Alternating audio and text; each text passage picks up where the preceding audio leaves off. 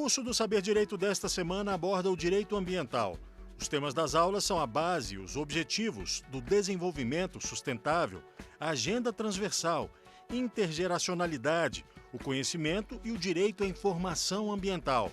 As aulas são com a professora Flávia Frangetto. Olá, eu sou a Flávia, professora de Direito Ambiental. Nós teremos ao longo dessa semana 5 aulas sobre direito com sustentabilidade. A primeira aula será sobre as bases desse direito ambiental. Nela, trabalharemos vários princípios jurídicos aplicáveis às matérias. Na segunda, nós trataremos sobre os objetivos do desenvolvimento sustentável, uma forma de concretizar esses princípios. Na terceira, trabalharemos 2 deles, o objetivo 13 e o 15, mostrando a necessidade de transversalidade quando os assuntos são ambientais. E na quarta aula, nós trataremos sobre intergeracionalidade e conhecimento ambiental, para depois, na quinta, fecharmos com algo muito importante, que é o direito à informação em matéria de meio ambiente. Vamos começar. Inicialmente, nós trabalharemos a teoria e a prática do direito ambiental norteado por esses princípios jurídicos.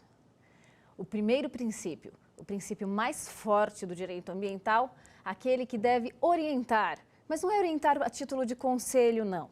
É uma determinação do ordenamento jurídico.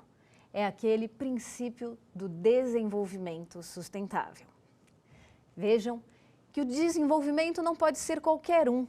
Ele tem que ser um desenvolvimento que leve a uma durabilidade, a uma sustentabilidade, a continuidade das ações para arrumarem ao resultado almejado pelas normas, o resultado da sustentabilidade, em que haja um equilíbrio entre o social, o ecológico e o econômico.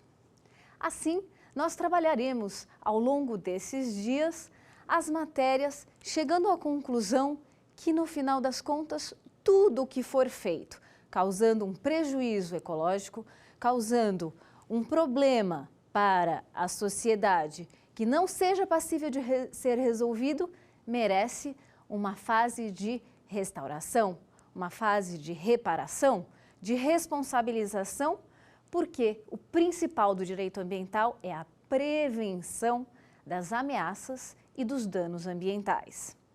Isso significa que qualquer impacto ambiental tem que ser positivado ou positivo no sentido de não permanecerem os impactos negativos do ambiente nesse ecossistema que seja objeto de tratamento por meio das normas jurídicas.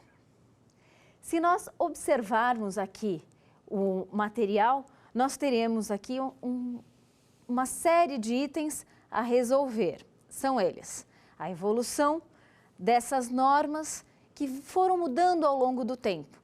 E vejam que essas mudanças, elas foram de um modo tão suave que até hoje nós notamos a necessidade de nos adaptarmos na linguagem, na forma de aplicar o direito ambiental, conforme ocorram as demandas sociais, aquelas que são chamadas do direito das massas.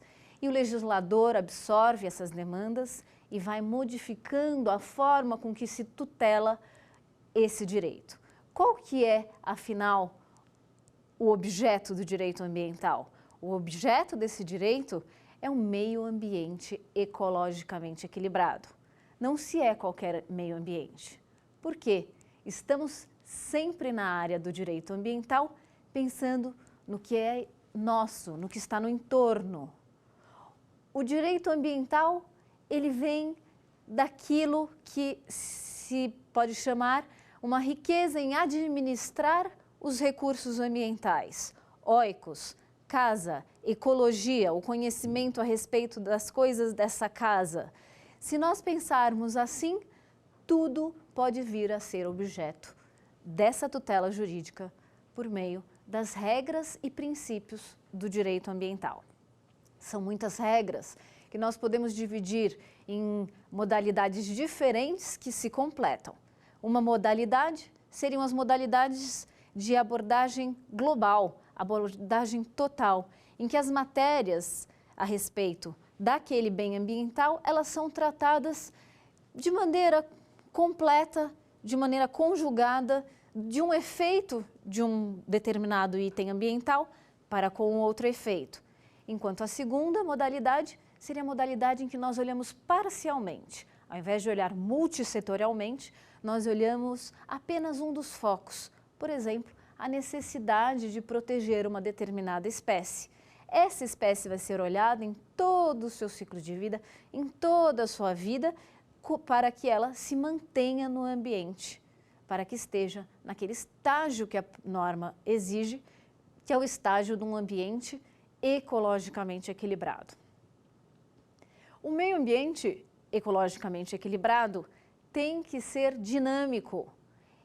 Não há uma necessidade de proteger algo pontual e acabou e fica por isso mesmo. Assim, uma necessidade das normas darem um suporte, uma constituição para que efetivamente a todo tipo de transformação que ocorre desde o início da humanidade, antes mesmo dos seres humanos, progredirem. Nós temos a necessidade desse apoio do direito para tutelar o bem ambiental.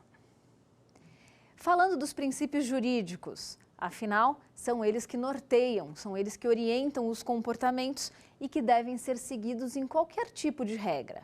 Portanto, aplicá-los significa observar os comandos desses princípios. O primeiro dos princípios, como eu disse, é o princípio do desenvolvimento sustentável, já comentado.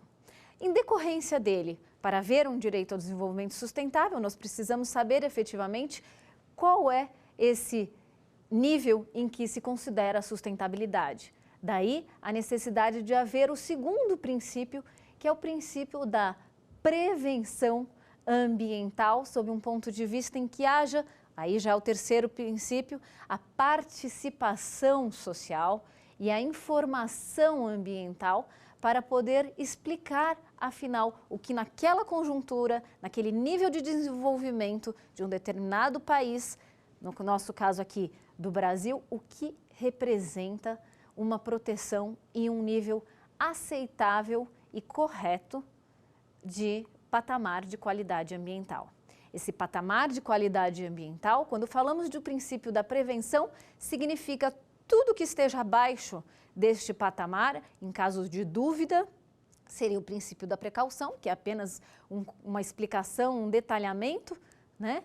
Nós, mesmo assim, faremos um tipo de comportamento para, na incerteza científica, ainda assim não causar nenhuma ameaça ao meio ambiente, não causar nenhum dano ao meio ambiente. E todos os comportamentos que significam a possibilidade de subir essa régua, de elevar o patamar de qualidade ambiental, esses sim são, além de aceitáveis, recomendados pelo próprio direito ambiental e fazem parte de uma possibilidade do ser humano interagir no meio ambiente de uma maneira saudável, de uma maneira que leve àquele princípio que falamos, primeiramente, o princípio do desenvolvimento sustentável. Nós temos esses três princípios. Agora, se tudo isso der errado, o que ocorre? Nós entramos na fase em que o direito tutela a possibilidade de reparação, de ressarcimento, de indenização, de tudo que possa significar uma sanção punitiva. Na hipótese de não cumprimento da norma, qual é o resultado? O resultado é, infelizmente, mas no mundo é assim, fazer com que paguem por esse prejuízo, fazer com que aquele responsável pelo dano ambiental responda por isso. Aquele que causou um comportamento que leve a uma ameaça ao meio ambiente, ao qual as futuras gerações têm direito, que paguem por isso. Há possibilidade também de um detalhamento em situações específicas em que o princípio do poluidor-pagador receba a conotação de um princípio do usuário-pagador. Como quem diz, eu não quero ser taxado como poluidor, eu quero apenas usar, porque eu tenho o direito de usar esse meio ambiente. Mas como eu estou querendo usar em uma escala tão superior, ainda que a minha atividade econômica em que eu exerço, por exemplo, uma empresa, seja legítima, eu vou precisar me adaptar, me ajustar a necessidades de pagar por isso antecipadamente ou de alguma maneira aceita. Daí, por exemplo, a criação do Instituto do Direito Ambiental, em que nós temos o direito aplicado nesse viés com a cobrança pelo uso da água. Agora, não sempre esse tipo de direito acaba por ter uma aplicação assim automática e consciente do que significaria essa forma de pagamento por uso exclusivo do bem ambiental. Daí o desenvolvimento de uma teoria que eu vou explicar qual foi com base em um livro, em que nós trabalhávamos aqui a natureza jurídica do direito ambiental. Esse foi um curso que começou lá no início dos anos 2000.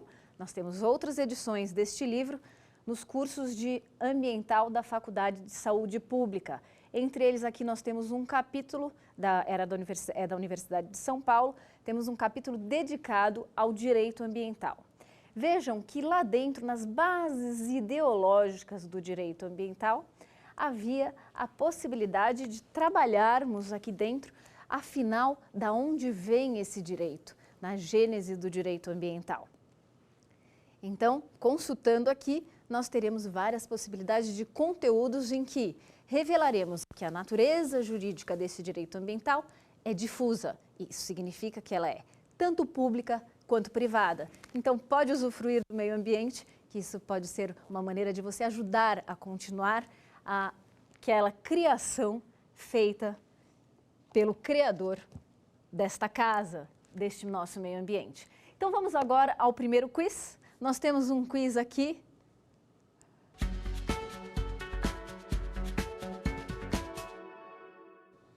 Quais são os pilares fundamentais do direito ambiental? O princípio do poluidor-pagador, sobretudo? O conjunto de princípios jurídicos, princípio do desenvolvimento sustentável, princípio da prevenção e precaução, princípio do poluidor-pagador, princípio da informação e participação social? Ou o princípio da responsabilização por danos e ameaças ao meio ambiente? A alternativa correta é a B, o conjunto de princípios jurídicos, princípio do desenvolvimento sustentável, princípio da prevenção e precaução, princípio do poluidor-pagador e princípio da participação social e informação a respeito dos conteúdos ambientais. Vejam que o mais importante a decorrer do princípio do desenvolvimento sustentável é o princípio da prevenção, porque não queremos danos nem ameaças ao meio ambiente. E o princípio da informação ambiental com a participação social é muito importante, na medida em que qualquer resultado de impacto ambiental negativo tem que ser amortizado, tem que ser levado ao que nós queremos, um impacto ambiental positivo no ambiente para haver o equilíbrio ecológico. E se não houver esse ambiente ecologicamente equilibrado ali, o que ocorre? A necessidade de fazer com que isso ocorra no mundo real, do mundo do dever ser ao mundo do ser. E, portanto, o princípio do poluidor-pagador. Quem polui, paga por isso. Vamos agora à segunda etapa desta aula, em que nós poderemos discutir o que ocorre na sociedade de hoje em relação à evolução do direito ambiental para que a aplicação dele seja mais contemporânea. Vemos que o direito ambiental ele está sofrendo muitas críticas, mas lá no início, algumas décadas atrás, como era esse direito ambiental? A fase forte em que o direito passou a ser contextualizado sob a ótica global é aquela fase da década de 70, quando tivemos uma série de vantagens em olhar para o meio ambiente com uma visão de futuro. Naquele período, nós já tínhamos a civilização pensando como seria o meio ambiente do futuro e com os alertas feitos por alguns cientistas, com as vivências em função de alguns acidentes tecnológicos, se notou a necessidade de dar um poder de fruição a respeito do relacionamento ser humano e meio ambiente que pudesse chegar ao resultado de uma sustentabilidade em que essa relação fosse de tal modo saudável a ponto do bem ambiental poder ser passível de um uso exclusivo. E esse uso exclusivo do meio ambiental significava uma possibilidade de contrapartida em quaisquer situações, então, em que houvesse algum risco de ofensa, alguma necessidade de manejo daquela circunstância, haveria a possibilidade de regular esse assunto. E no Brasil, nós tivemos em consequência, na década de 80, em 1981, a lei mais forte do direito ambiental infraconstitucional de nosso sistema jurídico, que é a Lei 6938 de 81. Ela foi bastante idealizada por Paulo Nogueira Neto, o primeiro secretário especial de meio ambiente no Brasil. O Paulo Nogueira Neto, naquela época, já estava com a vivência de ter passado pela Comissão de Brundtland, a comissão que fixou o conceito de desenvolvimento sustentável. Vejam que essa lei, ela define o meio ambiente, ela atribui características que são muito elucidativas até hoje, porque mostra que o meio ambiente, ele não é só a florzinha, não é só o passarinho, com todo respeito a todos esses, mostra que qualquer bem que esteja, um microbem ambiental, que esteja no entorno, tendo relações vinculadas à biota e a todas as outras características que o meio ambiente, que compõem o meio ambiente, podem significar uma visão a ser protegida, um bem, uma matéria a ser protegida. Daí a ação direta nesse conjunto de bens ou a ação indireta em que nós temos ali a possibilidade de fazer algo pelo meio ambiente e isso passar a constituir como também uma dimensão humana do meio ambiente, por que não? Por exemplo, a cultura. Então nós temos até uma divisão muito interessante a respeito dos bens ambientais que pode estar constituída, por exemplo, nas relações absolutamente sociais. O meio ambiente do trabalho.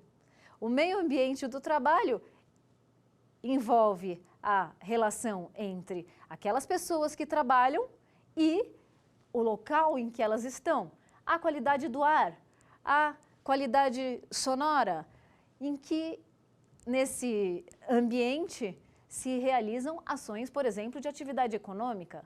No final das contas, então, nós temos uma possibilidade de olhar para os bens ambientais sob um ponto de vista de fruição, quanto a algo que seja de um interesse humano ou algo que seja da natureza pela própria natureza. Ou seja, lá nos primórdios, na gênese do direito ambiental, evoluiu-se bastante. Vamos aqui agora poder chegar à síntese dessa aula. E aí eu gostaria de mostrar para esse efeito a vocês, com base nessa discussão deste livro, Arbitragem Ambiental, nós temos a ocasião de levantar a característica dos direitos difusos de serem tanto público quanto privados os bens ambientais. Vejam que isso tem um impacto muito grande para a aplicação do direito ambiental. Por quê? Porque na medida em que alguém pode usufruir do bem ambiental, claro, respeitado o patamar de qualidade ambiental mínimo, que significa meio ambiente ecologicamente equilibrado sempre mantido, então, portanto, nós teremos a possibilidade de um uso exclusivo desse bem ambiental, desde que não ofendamos o direito dos outros que também estão nesse ambiente fazerem uso dos bens ambientais. Isso é fundamental, porque, assim, um princípio, né, uma questão de ordem pública, em que o interesse público ele é indisponível. Eu não posso abrir mão de algo que seja relacionado a um interesse público. Não. E no caso do bem ambiental, se ele é público e privado ao mesmo tempo, sendo difuso, o que ocorre, então? Um risco muito grande de conflitos. Por isso, discutir as formas de solução das controvérsias, que podem ser tanto na justiça quanto também por meio das alternativas de soluções de conflito, no caso discutido aqui, a possibilidade de fazer uso da arbitragem ambiental. Por que não? Vemos que quando é discutida a possibilidade de uma determinada pessoa fazer uso de um bem em que todos os demais estão ali de olho para checar se vai causar uma ofensa para o direito dos outros, essa pessoa aqui ela tem um grau de responsabilidade, pois tudo que ela fizer de impacto vai acabar por suscitar uma necessidade de ela ter uma contrapartida quando for positivo esse impacto, mas quando, por exemplo, receber um recurso, um crédito ambiental, um pagamento por uns serviços, receber o recurso em função de ter realizado um serviço ambiental, mas e quando for negativo? Quando for negativo, aí sim ela tem que fazer aquele devido ressarcimento ou a responsabilização na natureza em que seja aplicada uma determinada sanção punitiva, certo? Por quê? Porque as calibragens precisam acontecer sempre no ambiental, tá bom? E assim a gente vai ter menos conflito, porque o princípio da prevenção é que vai valer. E se ocorrer, vamos falar, puxa, nós precisamos agora acessar as formas de solução de conflito para não ficarmos naquela de não responder pelos prejuízos causados. Mas antes de discutir esse ponto, nós podemos ir ao segundo quiz.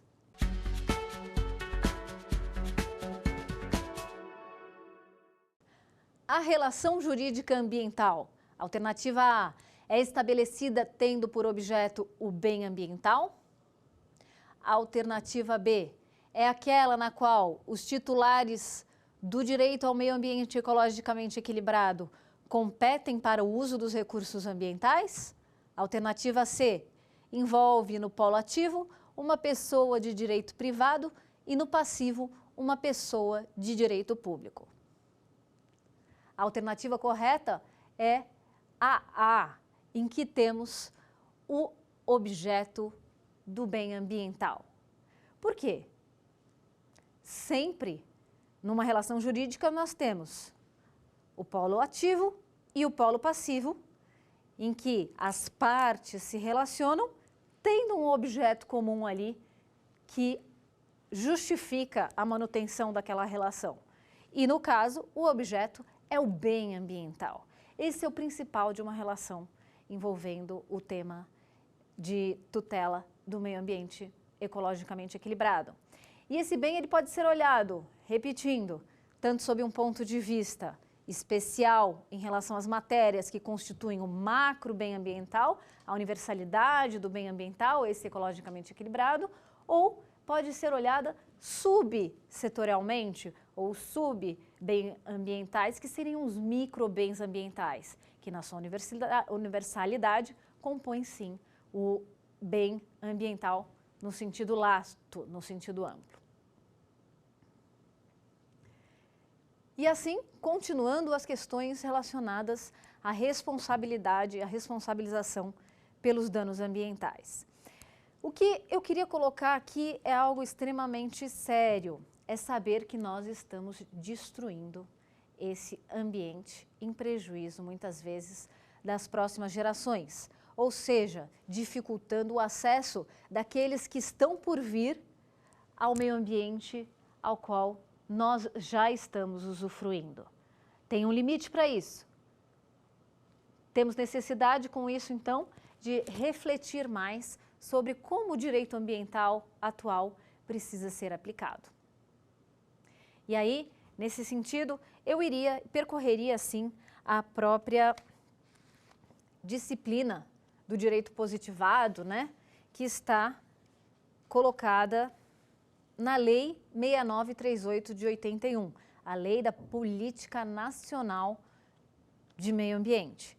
Vejam que o artigo 3º dispõe, artigo 3º, para os fins previstos nesta lei, entende-se por meio ambiente o conjunto de condições, leis, influências e interações de ordem física, química, biológica que permite, abriga e rege a vida em todas as suas formas. Inciso 2, degradação da qualidade ambiental, como sendo a alteração diversa das características do meio ambiente.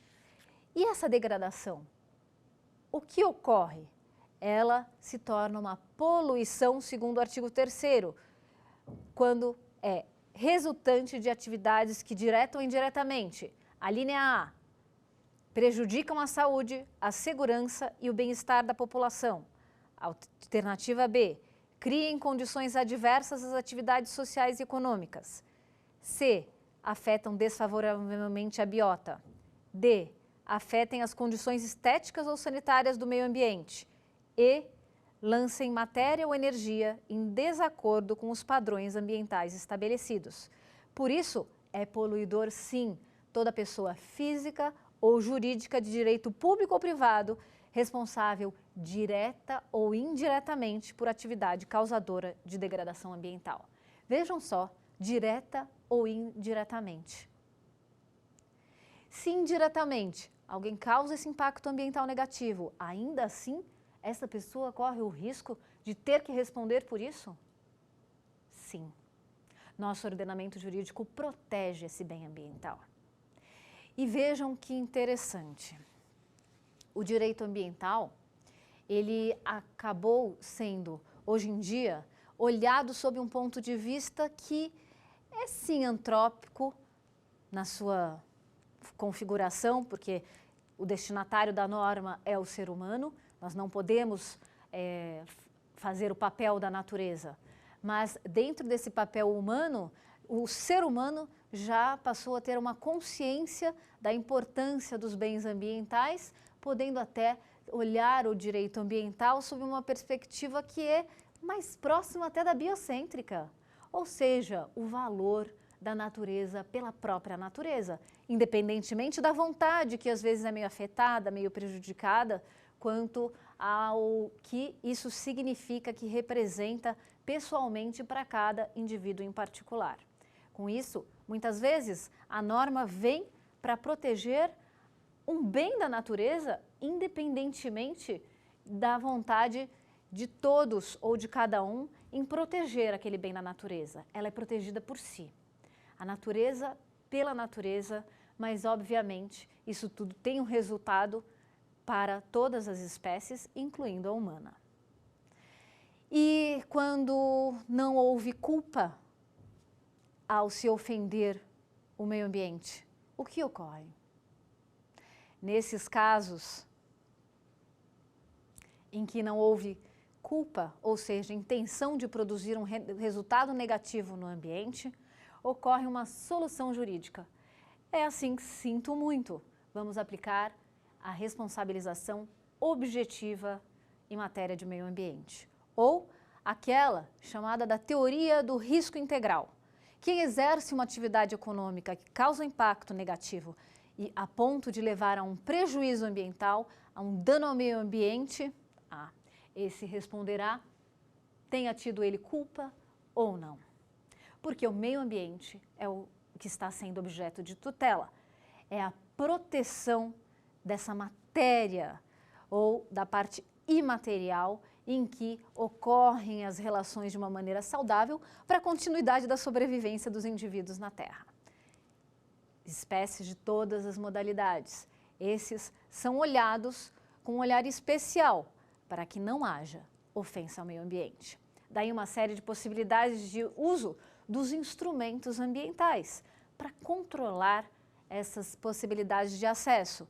Aí nós temos uns que são mais limitantes, sim. Temos alguns que são um pouco mais livres. Por exemplo, um licenciamento ambiental, ele é um pouco mais limitante, mas a partir do momento que a licença ambiental é autorizada, pode-se exercer naturalmente aquela atividade econômica, porque as condicionantes foram colocadas dentro da licença ambiental sob um ponto de vista técnico do órgão ambiental.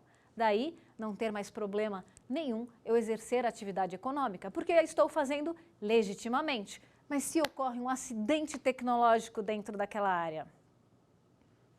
Se isso acontecer, um acidente tecnológico, haverá necessidade de responder por isso, com culpa ou sem culpa.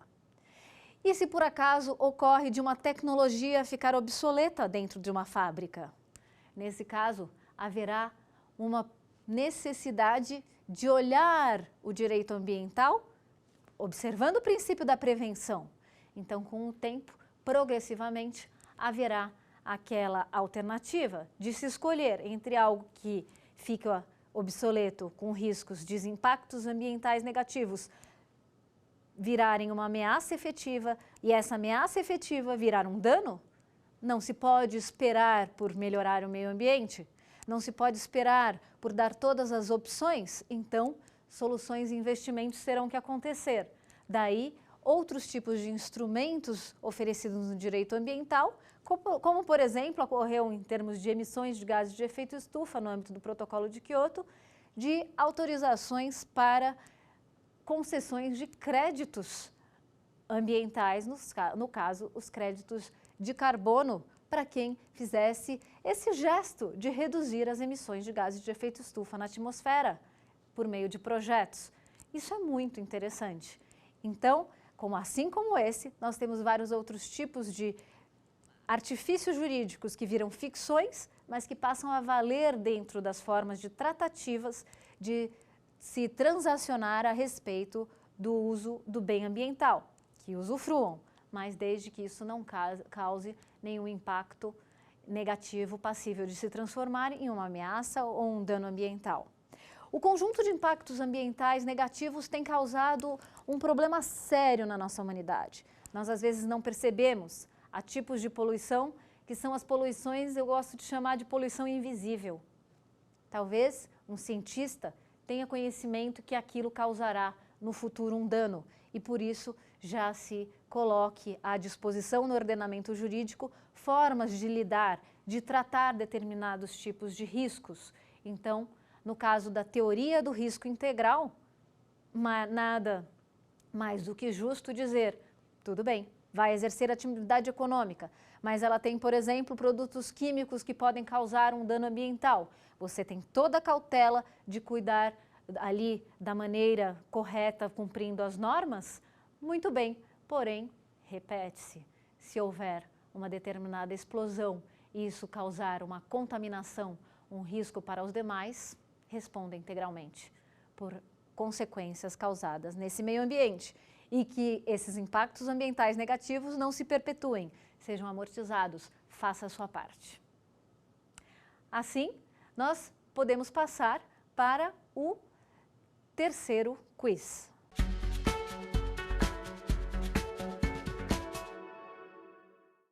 As principais teorias da responsabilidade em matéria de meio ambiente são teoria da responsabilidade subjetiva, teoria da omissão ou teoria da responsabilidade objetiva e teoria do risco integral.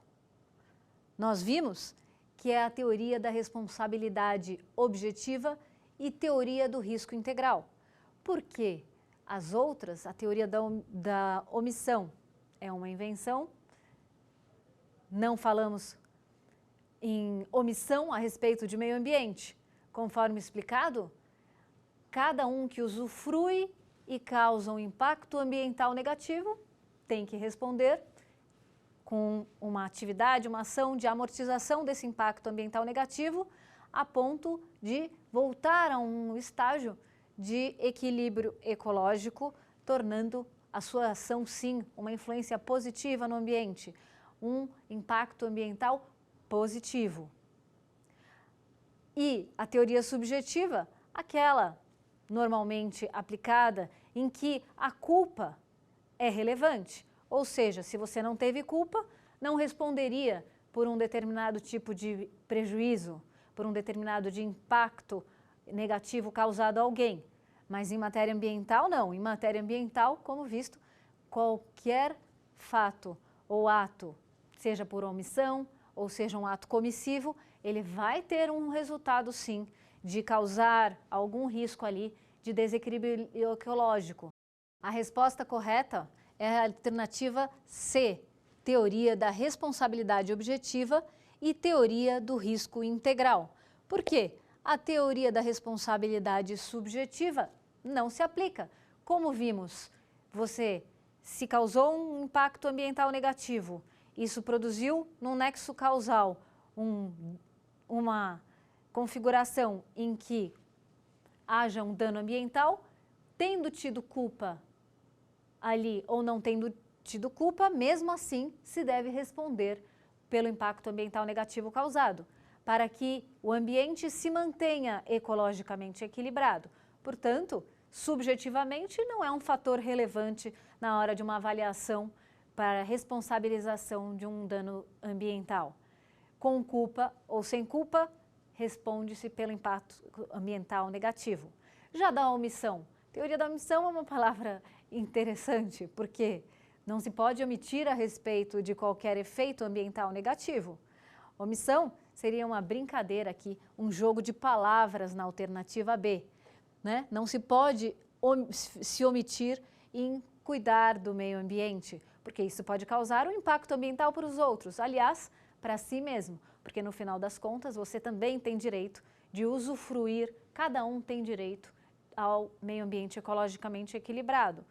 Nesse sentido, dispôs a Constituição Federal do Brasil em 1988. Em 1988, o legislador, o constituinte, previu que todos, artigo 225, todos têm direito ao meio ambiente ecologicamente equilibrado e o qualificou como bem de uso comum do povo e essencial à sadia qualidade de vida. Vejam, não é qualquer meio ambiente, é um meio ambiente com essa característica especial de sadia, de proporcionar uma sadia qualidade de vida.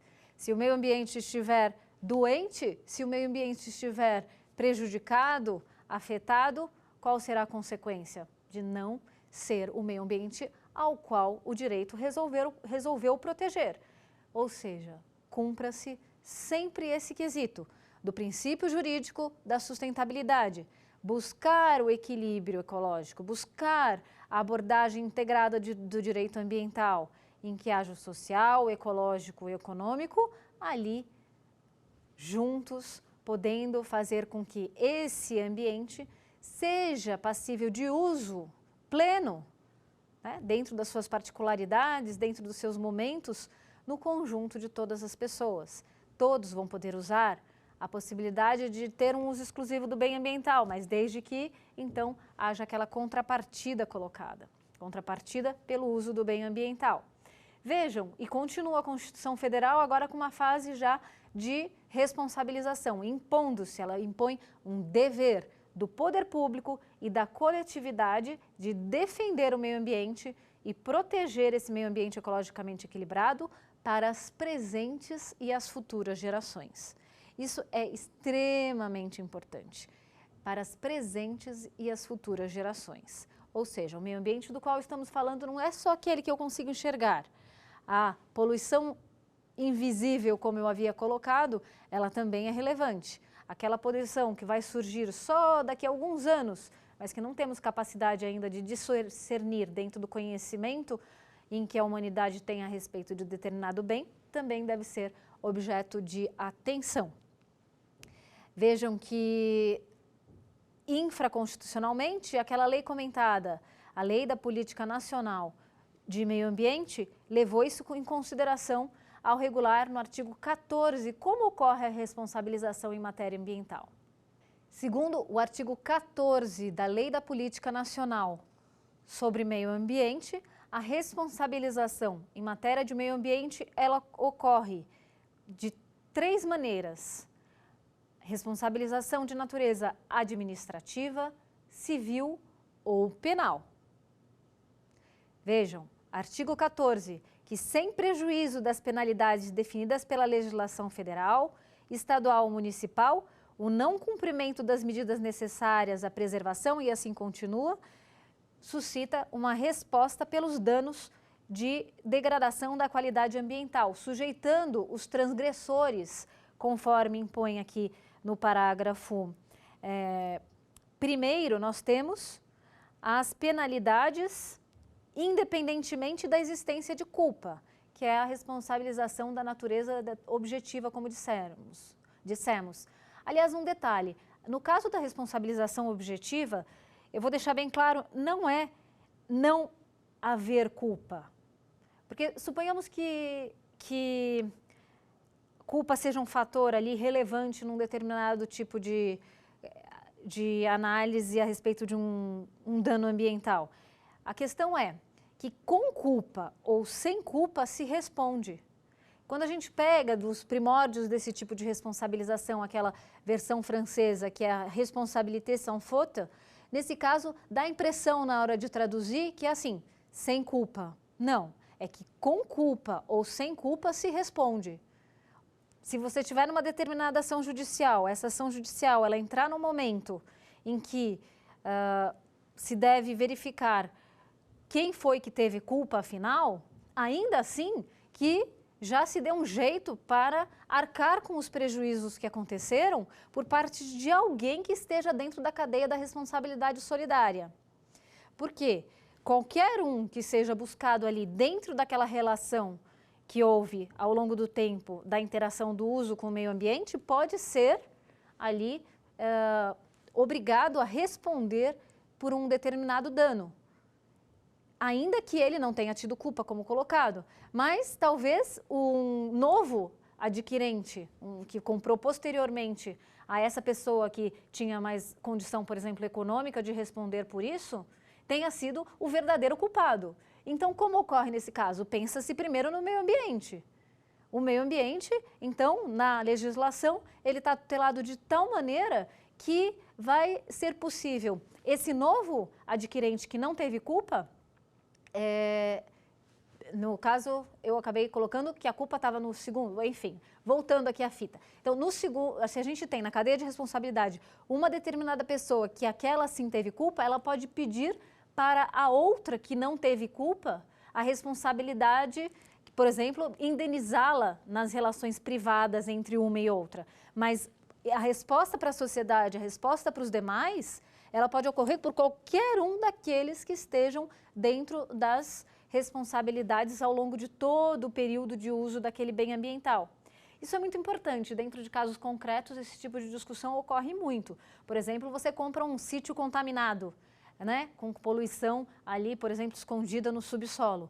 Nesse caso, você tinha um dever até, né, de olhar se estava... Você poderia, por exemplo, pedir um desconto na hora do valor em que você adquiriu aquela propriedade, né, junto ao proprietário, falando, olha, vou ter que gastar para limpar esse meio ambiente, que veio sujo em função da sua atuação não muito cuidadosa com esse bem ambiental e, portanto, eu vou querer um desconto, eu vou pagar aqui menos para você, eu até vou contrair um seguro de riscos ambientais para poder, em caso de um dia, se eu vier a ser cobrado por isso, eu poder ali ter uma condição melhor, até porque eu sei que hoje em dia, por exemplo, num cenário aí, não se olha muito para esse tipo de contaminação, né? Não é uma postura correta, mas eu estou dando um exemplo aqui para mostrar que em qualquer circunstância é possível você fazer uso de algum instrumento para poder sempre pensar no principal, né? Decorrência do primeiro princípio do desenvolvimento sustentável, que é preventivamente, né? Buscar essa sustentabilidade independentemente de qualquer coisa. Então, se a gente olha aqui no artigo 14, inciso 1º, nós vamos ver que o sujeito, ele pode, basta ter um nexo causal entre a ação ou a omissão e o dano ou a ameaça, para poder ter ali um efeito jurídico que é de indenizar ou reparar os danos ao meio ambiente afetados por uma determinada atividade. E vejam que nesse caso, além disso, você pode também ter que responder por uma responsabilização de natureza civil, né? Uma indenização, por exemplo, não só uma responsabilidade de ordem administrativa e também criminal. Isso dá um pouco mais de segurança dentro das relações, né? Segurança porque, afinal, o direito ele está lá para dar essa proteção para o objeto da relação jurídica colocada, para o bem ambiental, para ele se manter naquele nível de qualidade colocado, exigido. E as constituições federais, elas foram muito sérias em relação a isso. O mundo todo levou em consideração. Portanto, se há uma opinião em determinado contexto de não cumprimento, de não achar que o meio ambiente é tão importante assim, isso tudo é irrelevante para o direito, porque no final das contas, a própria tutela jurídica ela já está colocada né, digo no direito em vigor, de tal maneira que não tem volta. Vejam que, olha, a Constituição de 88 disse dessa maneira. Se nós entramos aqui no direito externo, nós teremos no estrangeiro, nós temos, por exemplo, a Constituição de Portugal, desde 1976 já também previa a possibilidade de adoção de um tipo de tutela em que era uma política nacional de energia com preservação dos recursos naturais e do equilíbrio ecológico, promovendo a cooperação internacional. Olha que interessante, aí nós temos até um tema de uma das nossas aulas seguintes, que vai tocar um pouco na internacionalidade ao lado da própria proteção jurídica de um direito nacional. No caso da Constituição de Portugal, isso foi interessante, porque também colocava a expressão de povo, né? O meio ambiente, em relação à defesa do meio ambiente, à preservação do patrimônio ecológico, também era qualificado como a qualidade de vida, buscando a qualidade de vida do povo português. E lembram ali, na época em que a gente era aqui, o Brasil, ele estava tutelado ali por um direito que era o direito da colônia portuguesa? Naquela época também já se protegia o meio ambiente juridicamente. É claro que era pelo interesse ali do governante, ali no caso, né, dos próprios monarcas portugueses que tinham interesse no nosso patrimônio ecológico, que depois veio a se constituir o patrimônio ecológico brasileiro. Então, do que sobrou ali, o nosso próprio Brasil, com o nome de pau-brasil, né, no final das contas, o Brasil, ele recebeu o nome de árvore, não é verdade? E pensam que nem por isso, interessados em extrair aquele bem ambiental, a madeira, para construir na própria Europa, vejam que ainda assim tinha uma proteção jurídica. E era considerado crime de lesa majestade, uma ofensa de você usar o bem ambiental ali sem a devida autorização, e ainda quem decidia quem ia poder cortar ou não poder cortar e se era passível de corte era sempre o monarca, né? Sempre ali no direito português aplicável. É claro que na hora da penalização, imagina até um determinado efeito de uma ofensa que se fizesse até chegar àquela forma de responsabilização ali de navio para Portugal, seria mais complicado. E às vezes eu fico aqui a pensar se no final o nosso país ele está suscitando mais respeito ao meio ambiente, esse meio ambiente tutelado, ecologicamente equilibrado, por razões históricas nós precisaríamos levar isso em consideração. O nosso meio ambiente do Brasil é de uma riqueza que precisa ser salvaguardada. Se a gente pensar como desenvolvimento sustentável mesmo, até para as atividades econômicas exercidas nesse território brasileiro acontecerem ao longo de todos os futuros anos que podem vir, nós precisamos continuar preservando. Exemplo, a água, né? A água, cada vez que se questiona, por exemplo, se as áreas de preservação permanente em que se protege ali, por exemplo, matas ciliares, que são as matas que ficam ali ao longo do curso das águas, né, nas margens dos rios, se não tiver essa proteção, suponhamos, um determinado proprietário, ele ignora essa mata ciliar, pode ocorrer um efeito ali da esfera natural, que é um assoreamento. Vejam que horror. Então você vai ter um rio mais largo, mas você vai ter mais prejuízo, porque no final não vai correr mais tanta água nesse rio, né? E se não corre tanta água nesse rio, vai ser difícil, por exemplo, um processo até de restauração desse ecossistema para o futuro, para continuar podendo usar ali aquela propriedade para uma determinada atividade de ordem econômica que seja legítima, mas que não se possa exercer ofendendo o meio ambiente ali, sem um ponto principal, né? Que é o ponto de a gente poder ter acesso aos recursos naturais, respeitando a capacidade de suporte desse ambiente. O ambiente, ele tem um limite, que são, né, a resiliência do ambiente, uma hora ela acaba. E aí, com isso, a legislação simplesmente em cada um desses institutos, como área de preservação permanente, ela faz isso pensando no próprio ser humano e pensando no que o ser humano precisa para continuar na Terra de uma maneira saudável, para produzir alimentos e para tudo que seja necessário em relação à sobrevivência saudável, como coloca a Constituição Federal do Brasil, sadia qualidade de vida é o que proporciona esse nosso bem de uso comum do povo, o meio ambiente ecologicamente equilibrado. Em resumo, o direito ambiental é um direito regido por princípios jurídicos que orientam de forma determinante a sua aplicação. O princípio do desenvolvimento sustentável implica a adoção de uma abordagem integrada entre os aspectos ecológicos, econômicos e sociais do meio ambiente e com relação às formas com que se há uma interação com o meio ambiente, nós temos relações jurídicas ambientais que sempre precisam chegar a um resultado final, o resultado da sustentabilidade. Com essa visão preventiva do direito ambiental, nós terminamos aqui a aula de hoje, Bases do Direito Ambiental.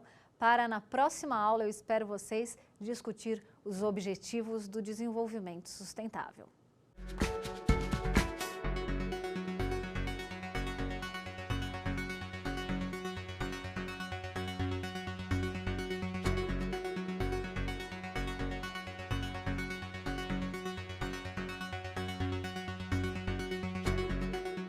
Quer dar uma sugestão de tema para os cursos do Saber Direito?